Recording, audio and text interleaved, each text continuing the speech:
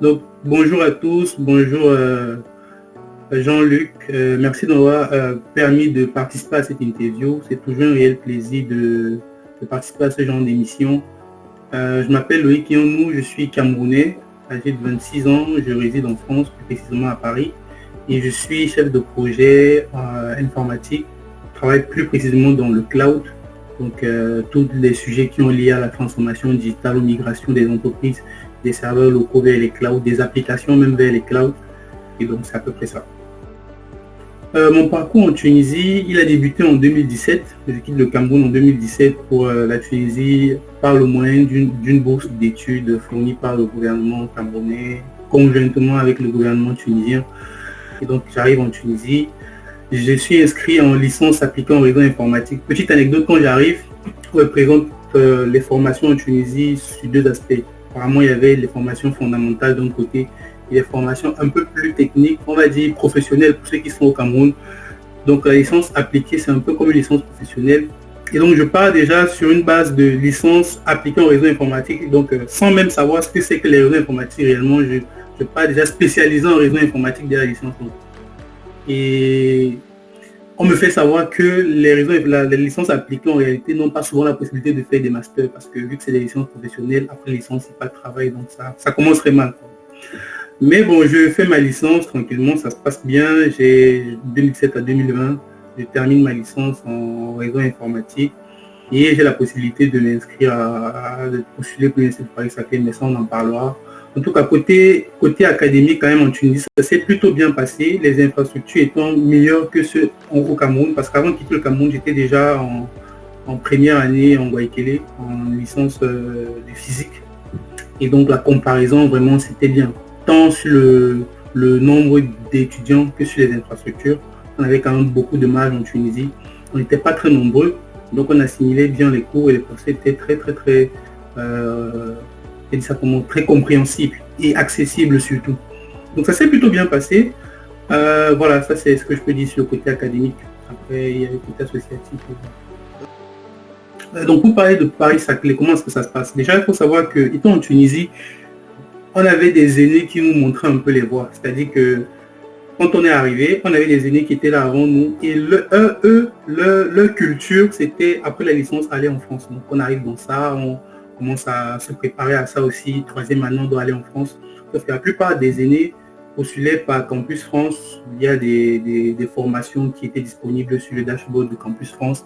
Et d'autres, par ailleurs, postulaient sur Paris-Saclay. Notamment parce que Paris-Saclay offrait une bourse à l'époque, je ne sais pas si c'est toujours le cas aujourd'hui. Et donc, voilà, on avait ça en tête. Moi, quand j'arrive en troisième année, je voulais même pas aller en France. C'était d'abord la Belgique, parce que je voulais devenir motion designer. C'est-à-dire que l'informatique ne m'intéressait pas vraiment, donc je voulais aller en Belgique. Moi, j'ai fait les procédures pour aller en Belgique, jusqu'à j'étais au niveau de la demande de visa, j'avais déjà eu les acceptations. Sauf qu'à un moment, pris par un élan de génie ou de responsabilité énorme, ou bien de prudence même, j'ai quand même postulé pour la France. Sauf qu'au moment où je me décide de postuler pour la France, les admissions à Campus France sont terminées. Et donc, je décide de postuler pour Paris-Saclay. Et Paris-Saclay, c'est une université qui ne fait pas partie du groupe des universités Campus France. C'est-à-dire que c'est vraiment c'est une autre possibilité à part Campus France pour pouvoir venir en France. Il n'y en a pas beaucoup comme ça. Je pense que la plupart des universités publiques sont tous dans Campus France, à part Paris-Saclay. Parce que Paris-Saclay, en fait, c'est une grande université qui regroupe en fait plusieurs établissements et plusieurs sous-universités. Je pense aussi que c'est pour ça qu'ils peuvent être indépendants. Parce qu'ils ont en leur sein plusieurs autres universités affiliées. Donc moi, je postule pour Paris-Saclay, je postule pour une formation à Versailles. C'est une licence, c'était une licence et master en ingénierie des réseaux et systèmes. Donc je me suis un peu renseigné chez des aînés qui étaient partis déjà via ce moyen-là, qui ont essayé de me conseiller. Et même des aînés qui ont fait cette université-là. Donc je me suis un peu renseigné. J'avais mon ami Aristo, qui faisait aussi la procédure dans le même établissement, mais pour une autre formation, c'était Data Scale. Et donc on a postulé ensemble, J'ai attendu.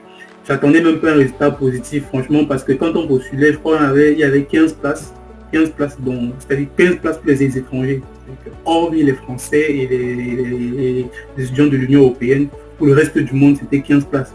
Et donc, moi, j'avais quand même, je n'étais pas un génie à l'école, quoi. J'étais vraiment un gars qui se battait.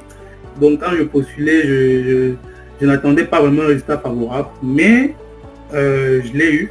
Donc, j'ai eu un bon résultat favorable, une première admission, une admissibilité, ensuite une admission. Et j'ai même demandé encore la bourse, mais j'étais trop gourmand, papa. J'avais à l'admission. Le responsable de la formation a fait savoir que non, il y a de bien meilleurs dossiers que le mien. Donc voilà, à peu près ça pour Paris-Saclay.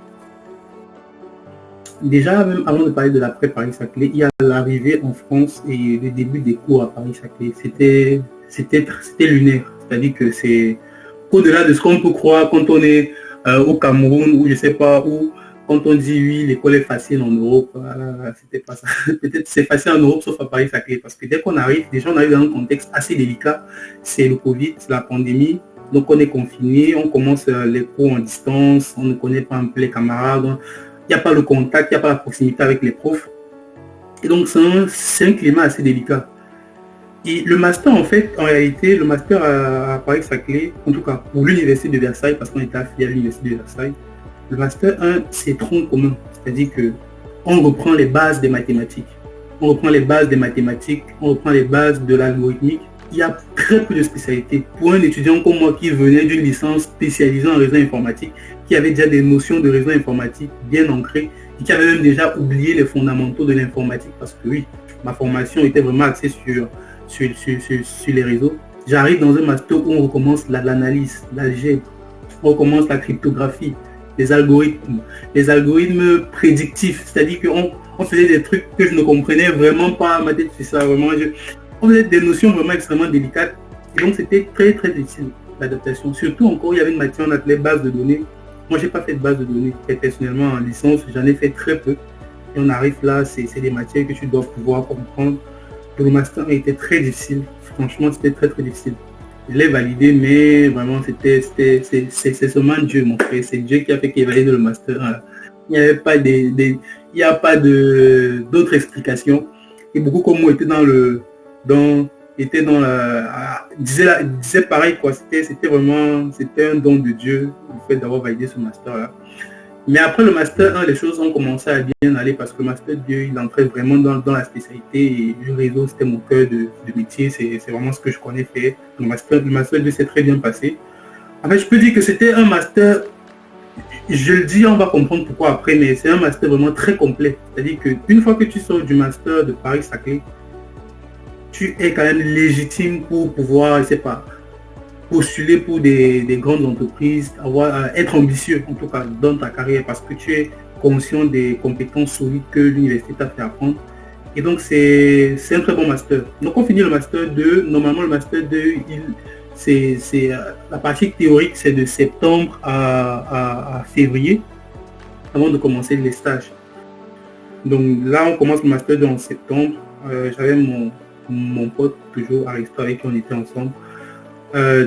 On a très rapidement trouvé les stages. Franchement, pendant que l'école commençait en septembre, on nous conseillait, les aînés, même les profs nous conseillaient de commencer à chercher les stages le plus tôt possible, en décembre, par là.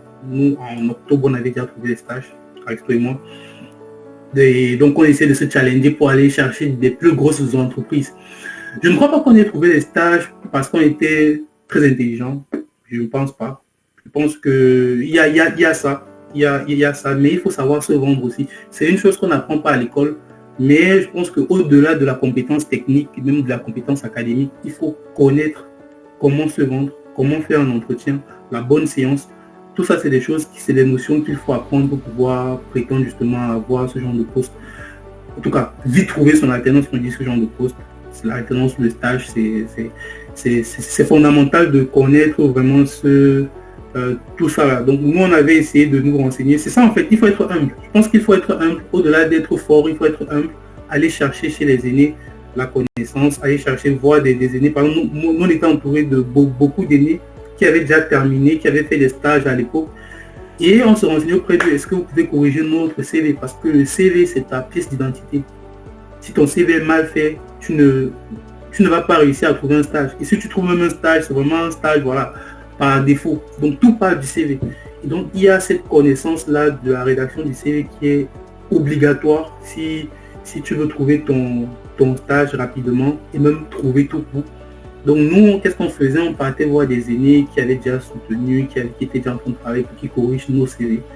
Après, on se formait sur YouTube sur comment se présenter en entretien, qu'est-ce qui est important.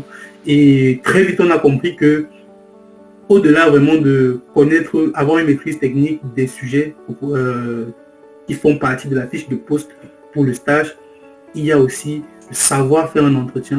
Qu'est-ce qu'il faut dire, qu'est-ce qu'il ne faut pas dire, qu'est-ce qu'il faut mettre en avant, qu'est-ce qu'il ne faut pas mettre en avant en fonction de l'offre. Donc on a appris tout ça. Il y avait aussi un paramètre fondamental, c'était l'anglais. L'anglais, c'était très important.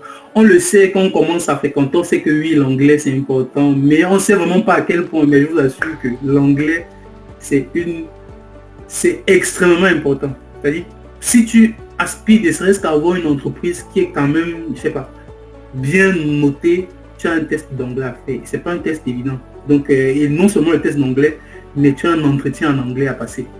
Donc, ces notions-là sur lesquelles il fallait travailler, nous, on a quand même travaillé dessus depuis les vacances d'été. Donc, on a terminé le master 1, on a fait les jobs. Après ça, on s'est mis vraiment dans l'apprentissage de toutes ces notions-là. Ce qui fait qu'en septembre, fin septembre, on a nos premiers entretiens. Octobre, on a déjà notre stage. Du coup, vraiment, c'était trop bien. Nous, on disait, les gens disent que c'est dur de trouver le stage. Nous, on a trouvé le stage maintenant, comme ça, comment, et tout. Mais en réalité, c'est parce qu'on était bien préparés. Voilà, c'est parce qu'on était bien préparés. Ça nous a permis de nous challenger, d'aller chercher de plus grosses entreprises. Voilà, parce qu'on ne cherchait plus le stage par défaut comme tout le monde. Vu qu'on avait déjà un truc, on essayait d'aller viser les grosses entreprises, mais bon, il y a des entreprises que même si tu te prépares comment, si tu ne fais pas partie d'une certaine école, ou bien si tu n'as pas vraiment un certain profil, tu ne peux pas entrer. Moi, j'ai cherché, mon rêve, c'est de travailler à Orange. En fait, quand je venais en France, depuis même que j'ai quitté le Cameroun, quand j'ai su que je devais faire réseau informatique, mon rêve, c'était de travailler à Orange. Donc, je suis arrivé en France, j'ai postulé pour Orange. J'ai fait au moins 8 entretiens à Orange, ça n'a jamais marché. Donc, voilà. Après mon stage, ça c'est une suite logique. J'ai fait mon stage à Avanet. Avanet, c'est une entreprise qui a été créée par Microsoft pour promouvoir les solutions Microsoft chez des clients. Et donc, j'ai fait mon stage en infrastructure cloud. Donc, c'est très, très différent des réseaux et systèmes informatiques. Parce que, en fait, ça me plaisait parce que quand on était en Master 2, on a eu un cours qu'on appelait Cloud Computing. Et pour moi, avant ce cours-là, mais non, avant mon master, pour moi, le cloud, c'était le iCloud, stocker les données, les photos en ligne, je sais pas, OneDrive, stocker mes photos, mes images en ligne. C'était à ça que servait le cloud. Donc, une mémoire en ligne où tu stockes tes images, tes médias, tes fichiers et tout. Alors que quand je commence la matière Cloud Computing, de comprendre qu'en réalité, c'est même pas un dixième du cloud, même pas un centième du cloud. Le cloud, c'est toute une technologie, c'est assez révolutionnaire. Et donc, moi, je m'intéresse à ça. Donc, à partir de cette matière-là en Master 2, je décide de chercher des offres uniquement sur le cloud. Bon, un peu sur le réseau, parce que voilà, c'est quand même mon cœur de métier. Mais j'étais vraiment axé sur le cloud. C'est comme ça que je tombe sur ce stage-là. Et voilà. Mon stage s'est très bien passé. On travaille sur un projet extrêmement intéressant. Je ne sais pas si vous connaissez Vinci. C'est un grand groupe en France. Et je travaille pour Vinci Construction. Donc, nous, à l'époque, on essayait de... En fait, Vinci, ils avaient fait quelque chose d'assez atypique. C'est que pour chaque entité de Vinci, dans le monde entier, ils avaient prévu un seul tenant cloud. En fait, le tenant, c'est quoi? C'est quand une entreprise souscrit à un abonnement cloud, il a ce qu'on appelle le tenant.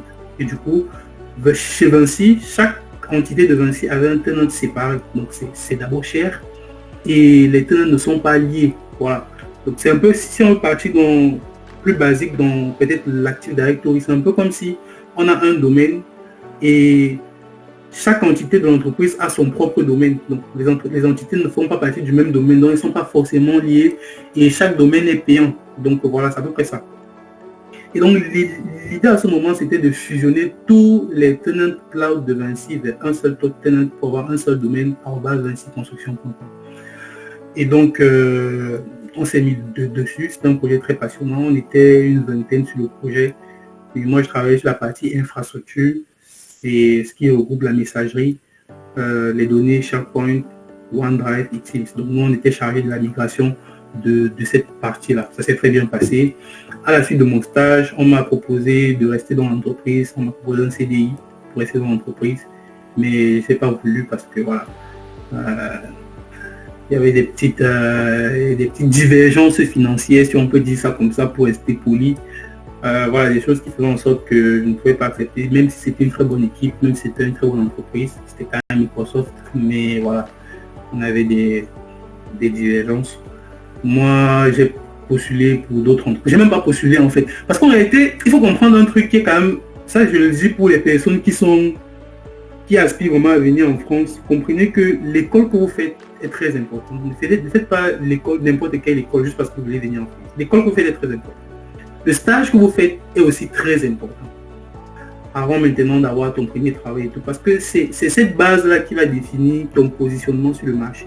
Si tu fais une très mauvaise école, bon, une école privée juste comme ça parce que tu voulais avoir le visa, c'est très bien, tu vas avoir le visa de venir en France, mais tu vas être buté sur les stages parce que tu vas comprendre très vite qu'en France, ce n'est pas la compétence qui donne le stage, c'est d'abord la classe. Tu viens de quel milieu? Est-ce que ton école est reconnue? Est-ce que ton école, c'est ça qui donne l'opportunité professionnelle en France? Au-delà de la compétence, c'est d'abord la classe. Et donc, moi, ayant fait quand même une école connue, une université connue, ayant travaillé sur un sujet intéressant pendant mon stage dans une entreprise connue, donc j'avais quand même des facilités pour trouver le CDI après. Donc c'est comme ça qu'il y a une société qui m'a approché, parce que l'entretien, j'ai accepté de travailler avec eux. C'est pour ça que je quitte mon entreprise, je pars là-bas, et voilà, c'était ça pour mon premier CDI. D'accord. Donc pour peut-être enchaîner, pour parler de mes responsabilités en tant qu'ingénieur cloud et même dans mon entreprise actuellement, déjà il y a deux aspects du métier. Donc du métier, je pense même de tous les métiers, mais on va rester sur l'informatique. Il y a deux aspects. Il y a la partie technique opérationnelle, il y a la partie fonctionnelle. Et donc quand moi je commence à Vanad, j'étais sur la partie technique opérationnelle, c'est-à-dire que j'écrivais des scripts d'automatisation pour les migrations, je configurais des outils, je travaillais sur l'AD vraiment de manière technique en tant qu'ingénieur cloud infrastructure. Et donc quand j'arrive dans l'autre entreprise, chez Devoteam, c'est une société de conseil, je commence aussi dans la technique, c'est-à-dire que j'arrive sur un projet assez intéressant. Ils ont migré une entreprise, c'est-à-dire qu'ils ont acheté une entreprise et il fallait intégrer l'entreprise là à l'environnement de Devoteam. C'est du M&A. Donc moi je fais de l'IT M&A, c'est Merge Acquisition, mais via le côté IT. Et donc j'arrive et en phase de post-migration, c'est comme ça qu'on appelle ça. Et donc en phase de post-migration, à ce qu'on appelle la conduite de changement. La conduite de changement, c'est mettre en place des méthodologies pour pouvoir garantir que la migration s'est bien passée et éviter tous les incidents, pas éviter, mais résoudre et prévoir tous les incidents possibles en post-migration. Et donc je travaille sur cette partie-là, la conduite de changement, ça stipule de faire des workshops pour former les collaborateurs aux nouveaux outils, parce que peut-être dans leur ancienne configuration, ce n'est pas les mêmes outils qu'ils utilisaient. Et aussi la gestion des incidents sur les possibles problèmes ou problématiques qui ont pu se passer pendant la migration. Un problème typique, c'est par exemple, on migre la messagerie. C'est-à-dire qu'à l'époque, ils travaillaient sur Google Mail, par exemple. Là, dans la nouvelle entreprise, on a migré sur Outlook, donc sur Microsoft Exchange. Problème, peut-être un utilisateur peut se rendre compte qu'il ne réussit plus à recevoir de mails. Donc il y a un problème de routage de mails et tout. C'est des problèmes qu'on a l'habitude de résoudre. Voilà. Et donc quand ce genre d'incident-là arrive, il faudrait les résoudre en passant par des technos spécifiques. Donc c'est un peu ça. Donc c'est vraiment la partie technique. Ensuite, moi j'ai eu une mission à la BNP en tant que chef de projet. Et ça, c'est la partie fonctionnelle. C'est-à-dire que le chef de projet, ce n'est pas celui qui va aller aux tâches techniques. Non, c'est celui qui est vraiment dans l'orchestration. C'est-à-dire qu'il est un peu un chef d'orchestre. Il fait du pilotage, il fait le budget, il fait la définition des stratégies avec les architectes, les personnes un peu plus techniques. Donc c'est un peu la responsabilité que je te donne à la volée comme ça. Mais pour entrer concrètement dans le vif du sujet, donc c'est cette mission-là qui m'a fait vraiment switcher de ingénieur plutôt technique à chef de projet. Voilà. Donc j'arrive sur cette mission-là, c'est une très belle mission, toujours de type IT M&A. Donc la BNP qui rachète des sociétés par-ci par-là, et donc on nous charge de procéder à l'intégration de ces sociétés-là dans le monde de la BNP. Et donc c'est côté gestion de projet, c'était la première fois que je fais ça, j'étais totalement perdu parce que moi j'étais habitué à ce qu'on me donne des tâches à faire, je les fais, il y a des incidents, je les résous.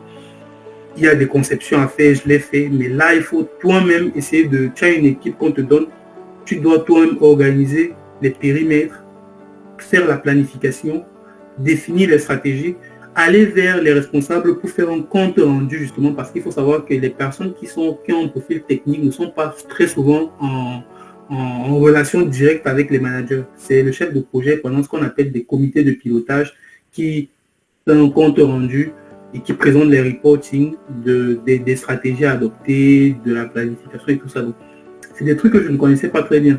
Donc j'arrive dans ça, je dois m'adapter. Et donc le projet était très beau. On a commencé par une définition de la stratégie à adopter. On audite le système informatique de la société à acquérir et on fait une petite budgétisation de ce que ça va coûter. Donc voilà. C'est un aspect qui m'a bien plu et je pense que je vais rester dans la gestion de projet parce qu'on a une vue un peu plus large de tous les périmètres, voilà, du projet. Parce que quand on est côté technique, généralement on est sur notre périmètre. Par exemple, je prends toujours l'infrastructure cloud. Si je suis expert en messagerie, moi je ne vais adresser que des sujets de messagerie. Donc je serai certainement un architecte, un tech lead, tout ça. Mais je vais toujours rester sur la messagerie ou bien un peu m'étendre sur d'autres aspects, par exemple l'Active Directory, mais toujours cadré quand même dans ce périmètre-là. Alors que quand tu es en gestion de projet, tu as la possibilité d'explorer tous les périmètres parce que vous êtes en comité de pilotage avec des gens qui sont en réseau, des gens qui sont en données, en data, les gens qui sont voilà. Donc ça te permet d'avoir une vue d'ensemble sur tout ça. Et ça donne aussi un sens de l'organisation. Parce que quand tu es chef de projet, déjà c'est toi qui organise les réunions, c'est toi qui planifie, c'est toi qui quantifie les durées de chaque tâche. Tu dois aussi suivre avec les ingénieurs, comprendre pourquoi ça n'a pas marché, comprendre les points bloquants, étudier les risques, définir les risques, jauger est-ce que le risque est pertinent, est-ce que le risque est faible, la probabilité de risque, tout ça c'est toi qui calcules ça.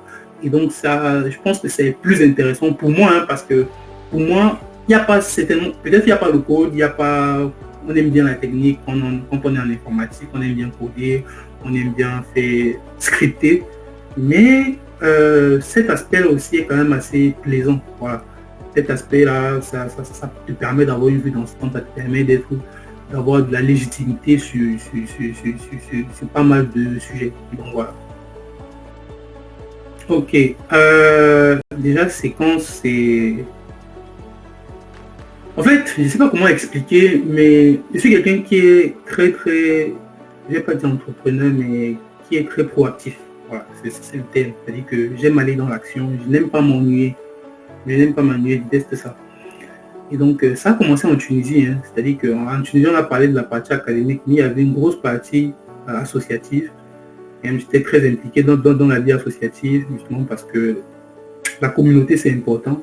Je vous parlais tout à l'heure de ce qui nous a permis de trouver les stages tôt, c'est parce qu'on était en relation avec des aînés qui nous coachaient, partaient chercher. Donc, il y a toujours eu cette relation-là, ce besoin d'avoir une communauté pour pouvoir s'épanouir. Et donc, quand j'étais en Tunisie, j'étais dans la vie associative et j'aimais aussi la photographie. Donc, j'avais mis en place quelques petits projets comme ça de portraits photos pour tous les membres de la communauté. Je voulais mettre en place une galerie, je n'ai jamais pu mettre ça en place parce que je n'étais pas reçu, malheureusement. Mais voilà, il y a toujours eu quand même un côté où il y a la communauté, il y a des projets communautaires, Vraiment, je suis très lié à la communauté. Et donc, comment est-ce que Séquence naît en fait? Séquence naît pourquoi? Parce que à la base, ce que moi je voulais faire dans ma vie, c'est créer un studio. Un studio où les personnes qui sont amoureuses de la photographie peuvent venir se filmer, les photographes peuvent venir filmer. Les personnes qui enregistrent des vidéos, les influenceurs, les nouveaux métiers qu'on connaît, les métiers d'influence, même des personnes qui voudraient faire des publicités de leurs produits, quoi que ce soit, viennent dans ce studio-là.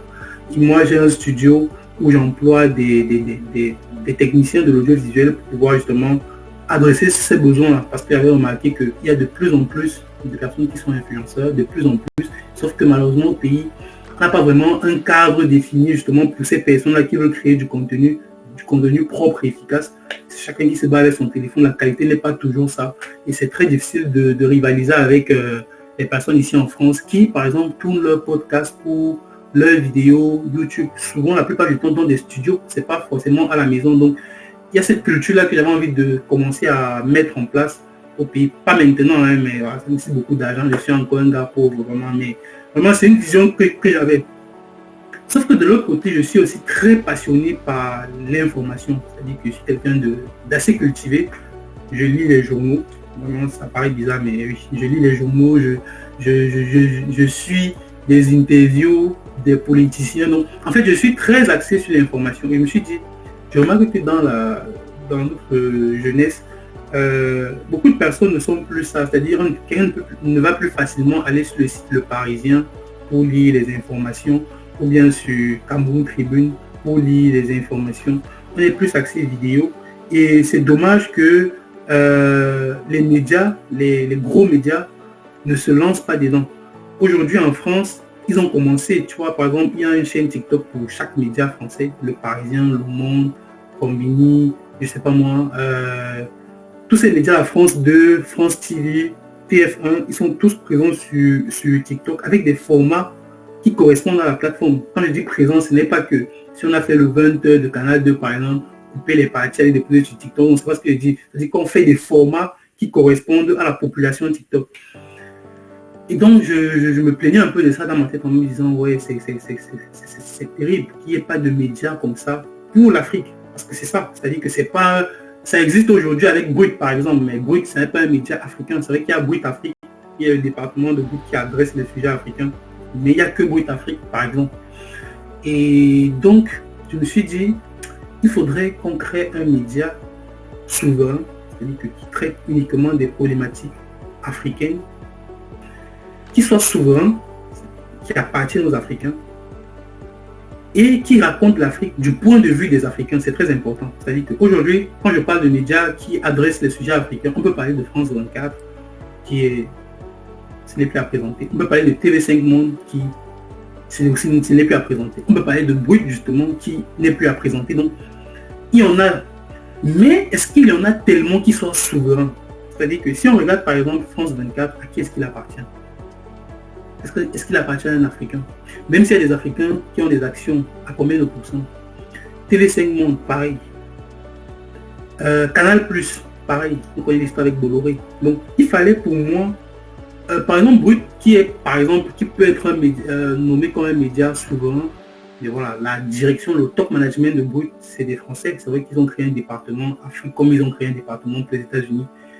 Donc, ça, c'est peut-être un exemple de média indépendant, mais qui n'appartient pas totalement aux Africains. Donc, moi, je me suis dit, ok, il faut qu'on mette en place un projet où les Africains peuvent s'exprimer avec le point de vue des Africains. Ça veut dire que si, par exemple, on veut sortir un article sur le départ des troupes françaises au Sénégal, par exemple, on ne se base pas sur des investigations françaises pour écrire cet article. On se base uniquement sur des investigations africaines, de journalistes africains, de médias locaux, pour écrire cet article ou bien pour faire du contenu sur cet article.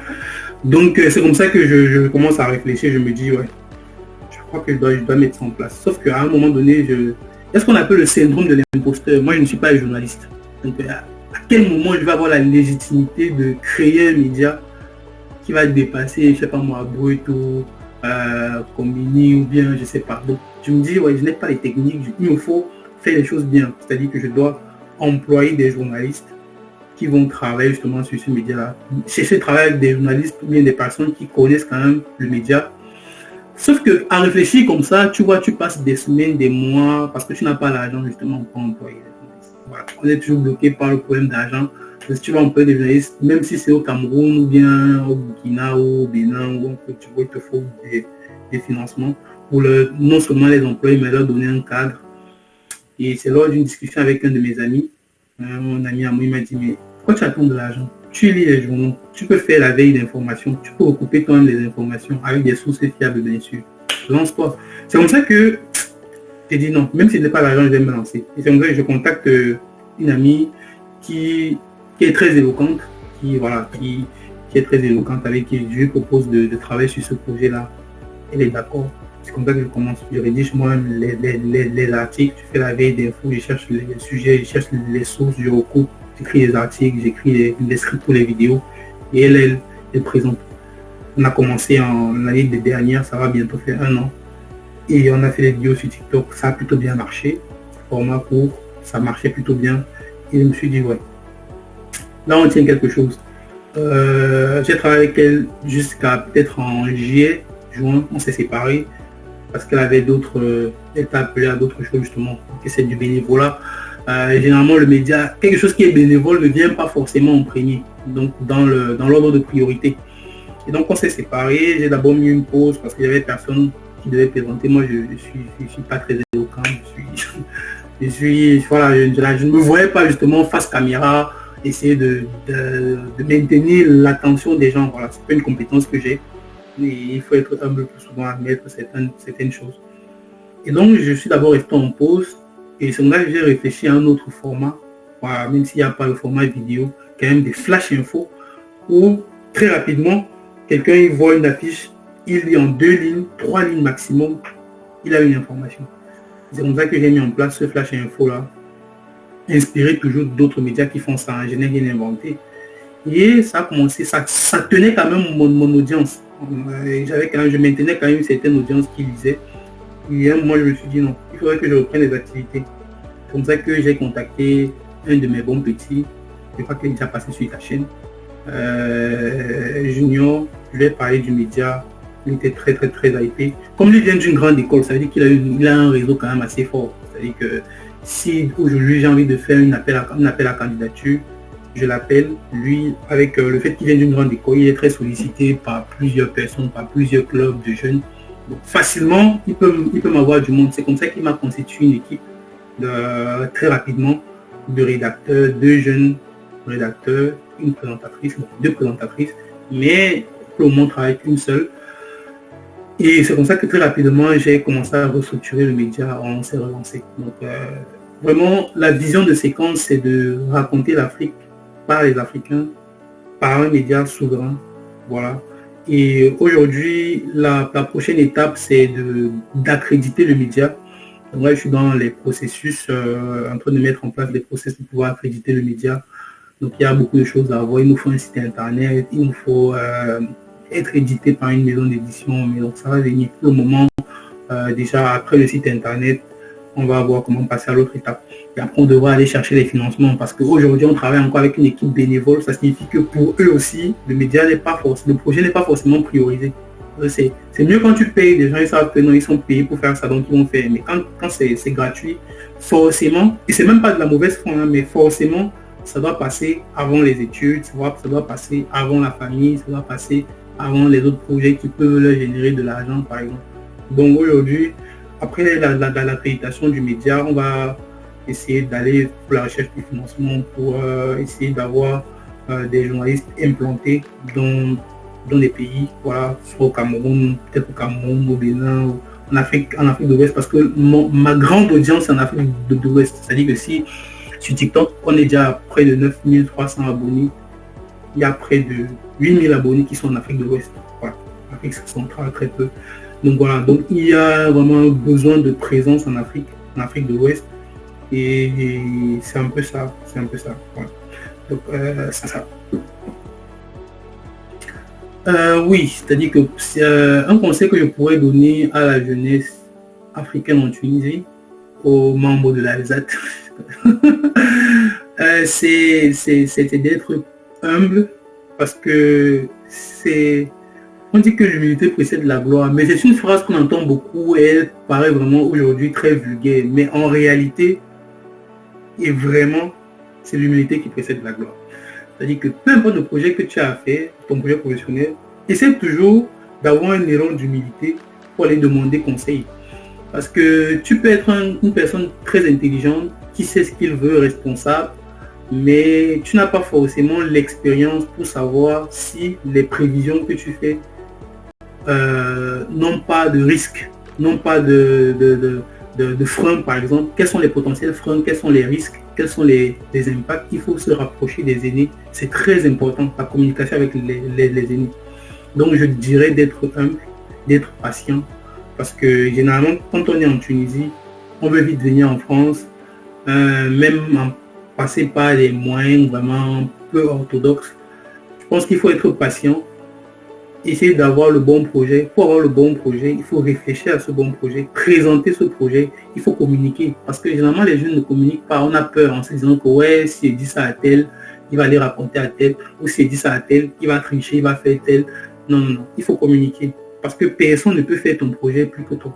C'est-à-dire que même si aujourd'hui, je viens de parler de mon média séquence, quelqu'un pense à ça, il dit, ah d'accord, il va aller tricher avec des moyens plus que moi. Il ne va jamais faire séquence. Il va faire autre chose qui s'apparente à ça, mais il ne va jamais faire ça parce que c'est toi qui es maître de ton idée et c'est toi qui sais comment évoluer ton idée. Donc, soyez humble, soyez patient, communiquez, organisez même des colloques, des discussions, partagez ensemble vos projets pour ensemble déterminer les failles et même voir comment, en communion, vous pouvez monter les projets ensemble. Ouais. Et pour ceux qui veulent venir en France, ce qui est important, c'est vraiment l'école. Voilà, l'école, c'est important. L'école, c'est très important, mettez ça en premier plan et soyez déterminés et travailleurs. Je dis ça, mais je suis paresseux. Mais bon, soyez travailleurs, les gars. Vraiment, ça paye.